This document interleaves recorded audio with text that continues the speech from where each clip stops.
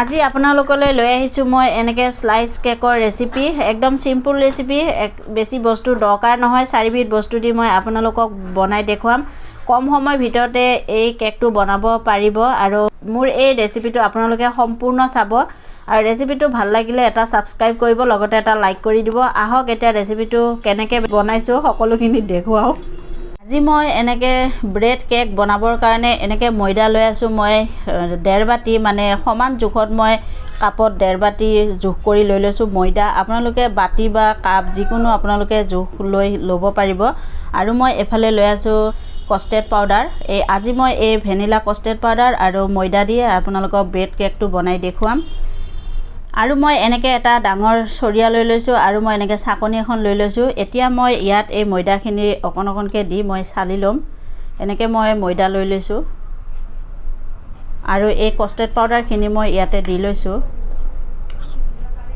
আৰু মই দি আছো এনেকৈ সোডা আধা চামুচ আৰু দি আছো মই এনেকৈ বেকিং পাউডাৰ আধা চামুচ এতিয়া মই এখিনি ধুনিয়াকৈ চালি লম এনেকৈ চালি ললে মানে কি হয় ইয়াত যি মানে গোটা গোটা থাকে হেবিলাক এই চালনিত থাকি যাব এনেকৈ চালি ললে মানে এই কেকটো মানে খুব ভাল হ'ব সফট হ'ব হেতু কাৰণে মানে এনেকৈ চালি ল'ব লাগিব এনেকৈ মই সম্পূৰ্ণ চালি লম আৰু এনেকৈ মই ধুনিয়াকৈ এখিনি চালি ললো চাওক ইয়াত এনেকৈ মোৰ গোটা গোটা এখিনি উলিয়াই ললো চালনিত চালি পেলাই আৰু মই এখিনি এতিয়া মিক্স কৰি লম ধুনিয়াকৈ একদম সফট হ'ব এই ৰেচিপিটো মানে কেকটো খাবলৈ খুব ভাল এটা ৰেচিপি আৰু বেছি সময় নালাগে কম বস্তু দি আপোনালোকক মই আজি এই ব্ৰেড কেকটো বনাই দেখুৱাম এনেকৈ মই ধুনিয়াকৈ মিক্স কৰি ললো আৰু মই ইয়াত কাস্টাৰ্ড পাউডাৰ লৈছিলো 5 চামুচ মানে ডাঙৰ চামুচ দি এনেকৈ ডাঙৰ চামুচ দি মই 5 চামুচ লৈছিলো কাস্টাৰ্ড পাউডাৰ আৰু কাস্টাৰ্ড পাউডাৰ দিলে ইয়াত কোনো সেন্ট আৰু ব্যৱহাৰ কৰিব নালাগে ধৰি লওক এলাচি পাউডাৰ বা বেলেগ আৰু কোনো ইয়াত দিব নালাগে এনে কাস্টাৰ্ড পাউডাৰ দিয়ে আপোনালোকে এনেকৈ বনাব পাৰিব যেহেতু মই ভেনিলা কাস্টাৰ্ড পাউডাৰ লৈ লৈছো আৰু মই এখিনি থৈ আছো এতিয়া সাইডত আকৌ মই লৈ আছো এনেকৈ এটা বাটি আৰু মই লৈছো এনেকৈ 5 চামুচ চেনি পাউডাৰ কৰি লৈছো এখিনি মই এতিয়া ইয়াত দি দিছো আৰু মই লৈ আছো এনেকৈ আধা কাপ মানে ৰিফাইন অইল এতিয়া মই এখিনি ইয়াত দি লম আপোনালোকে ইয়াত ৰিফাইন অইল বা ঘিউ বা বাটাৰ দিও আপোনালোকে এই কেকটো বনাব পাৰিব কিন্তু ইয়াত আপোনালোকে মিঠাতেল ব্যৱহাৰ নকৰিব মিঠাতেল দিলে মানে কেকটো খাবলৈ ভাল নহয় আৰু মই এখিনি এতিয়া ধুনিয়াকৈ মিক্স কৰি লম এই কেকটো বনাওতে মই কোনো ইয়াত ঘিউ বা মাৱা বা কোনো ধৰণৰ মই ইয়াত বস্তু ব্যৱহাৰ কৰা নাই এনেকৈ মিক্স কৰা হৈ গ'ল আকৌ মই লৈ আছো এনেকৈ এক কাপ ঠাণ্ডা গাখীৰ আৰু মই লৈ আছো এনেকৈ মানে গাখীৰৰ ওপৰত যেটো খৰ বহে এনেকুৱা খৰ লৈ লৈছো মই আৰু লৈ আছো মই এনেকৈ এটা বাটি আৰু গাখীৰখিনি মই ইয়াত এতিয়া দি লম আৰু এই খৰখিনি মই লৈছো 2 চামুচ এতিয়া মই এখিনি ইয়াত দি লৈছো এতিয়া মই এখিনি ধুনিয়াকৈ মিক্স কৰি লম আৰু মই এনেকৈ মিক্স কৰি ললো চাওক এতিয়া মই এই তেলখিনি লগত এই গাখীৰখিনি মিলাই লম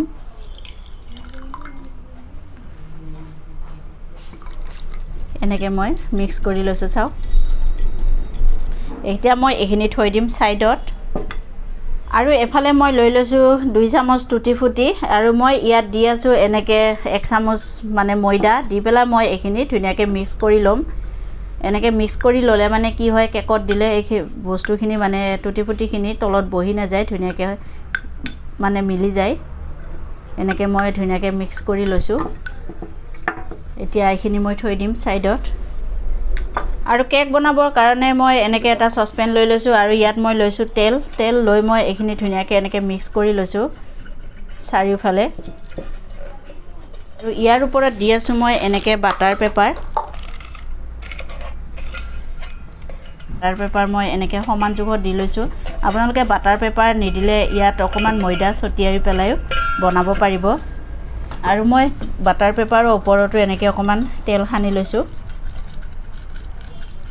এতিয়া এনেকৈ মই এইটো হৈ গ'ল, এইটো থৈ দিছোঁ ছাইডত। আৰু মই এইখিনি ময়দাখিনি লৈ লৈছোঁ এনেকৈ লৈ পেলাই মই এতিয়া ইয়াত এইখিনি যে মই আগে এনেকৈ তেল সানি আৰু গাখীৰে তেলে এনেকৈ মিক্স কৰি থৈছিলোঁ এইখিনি মই দি এতিয়া ইয়াত অকণ অকণকৈ দিম আৰু এইখিনি মিলাই যাম। ইয়াত মই দেখিছে একদম কণী বা দৈ এইবিলাক কোনো ব্যৱহাৰ কৰা নাই। আজি মই এনেকৈ আপোনালোকক চিম্পুলভাৱে এইটো কেকটো বনাই দেখুৱাম। এনেকৈ চাওক মই কেকৰ এই বেটাৰটো বনাই ল'লোঁ। এনেকৈ হিচাপত মই ৰাখিছোঁ চাওক, এনেকৈ ৰাখিব লাগিব। এইখিনি মোৰ ধুনীয়া হৈ গৈছে, এয়া চাওক। আপোনালোকে এনেকৈ হিচাপত ৰাখিব। এনেকৈ মই টুটি ফুটিখিনি লৈ লৈছিলোঁ, এইখিনি মই এতিয়া ইয়াত দি দিছোঁ। আপোনালোকে ইয়াত টুটি ফুটিৰ সলনি ইয়াত আপোনালোকে বাদাম ব্যৱহাৰ কৰিব পাৰিব, কাজু বাদাম। এনেকৈ মই এইখিনি ধুনীয়াকৈ মিক্স কৰি লৈছোঁ চাওক। মই এতিয়া আগত যে এনেকৈ চচপেনটোত মই তেল সানি থৈছিলোঁ তাত মই এতিয়া এইখিনি গোটেইখিনি দি দিম।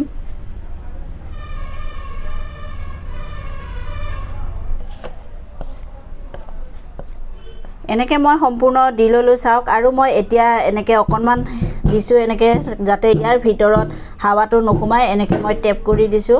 এতিয়া এইখিনি মোৰ হৈ গ'ল। মই এইখিনি আপোনালোকক এতিয়া কেৰাহীত বনাই আজি দেখুৱাম। আৰু কেকটো বনাবৰ কাৰণে মই এনেকৈ আগতে কেৰাহীত মই এনেকৈ গেছত বহাই থৈ দিছিলোঁ আৰু এনেকৈ চাওক মোৰ গৰম হৈ গৈছে। ইয়াত মই নিমখ দি দিছোঁ আৰু এডাল ষ্টেণ্ড বহাই দিছোঁ। আৰু মোৰ এইখিনি যিহেতু গৰম হৈ গৈছে আৰু মই এনেকৈ এইখিনি বহাই দিছোঁ এই কেকৰ এই বাতিটো। আৰু মই দি আছোঁ এনেকৈ ঢাকনি। এনেকৈ দি মই এইখিনি 20 মিনিটৰ কাৰণে মই গেছৰ ওপৰত থৈ দিম আৰু গেছৰ জুই একদম ল' টু মিডিয়াম কৰি ৰাখিম। এনেকৈ 20-25 মিনিটৰ পিছত মই আপোনালোকক দেখুৱাই আছোঁ চাওক মোৰ এই কেকটো। এনেকৈ মোৰ কেকটো হৈ গ'ল। মই আপোনালোকক দেখুৱাই আছোঁ এডাল কাঠি সোমোৱাই। এনেকৈ চাওক মোৰ কাঠিডাল একদম চাফা হৈ আহিছে, মানে মোৰ কেকটো হৈ গ'ল। মই এতিয়া গেছ বন্ধ কৰি এইটো মই নমাই ল'ম। এতিয়া মই এনেকৈ ঠাণ্ডা হোৱাৰ পিছত চাওক আপোনালোকৰ ওচৰত এনেকৈ লৈ লৈছোঁ কেকটো। এনেকৈ চুৰি দি মই ছাইডকেইটা এনেকৈ এৰুৱাই লৈছোঁ, তেতিয়াহ'লে মানে ধুনীয়াকৈ ওলাই আহিব।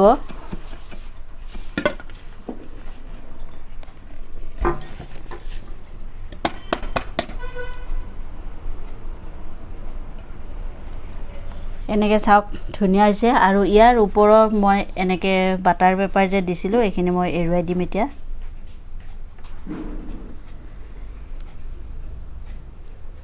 আৰু চাওক এনেকৈ ধুনীয়া হৈছে মোৰ, আৰু ইয়াৰ চাইনিং ধুনীয়া হৈছে চাওক, আৰু কি ধুনীয়া চফ্ট হৈছে। এতিয়া মই আপোনালোকক এতিয়া কেকটো কাটি দেখুৱাই আছোঁ চাওক। কাটোতে দেখিছেনে কিমান ধুনীয়া চফ্ট হৈছে। মই আজি আপোনালোকক কেকৰ স্লাইচৰ নিচিনা কাটি দেখুৱাম এই কেকটো, যিহেতু মই স্লাইচ কেক বনাইছোঁ। আৰু এনেকৈ মই 2 ভাগ কৰি লৈছোঁ। এনেকৈ মই কাটি লৈ আছোঁ।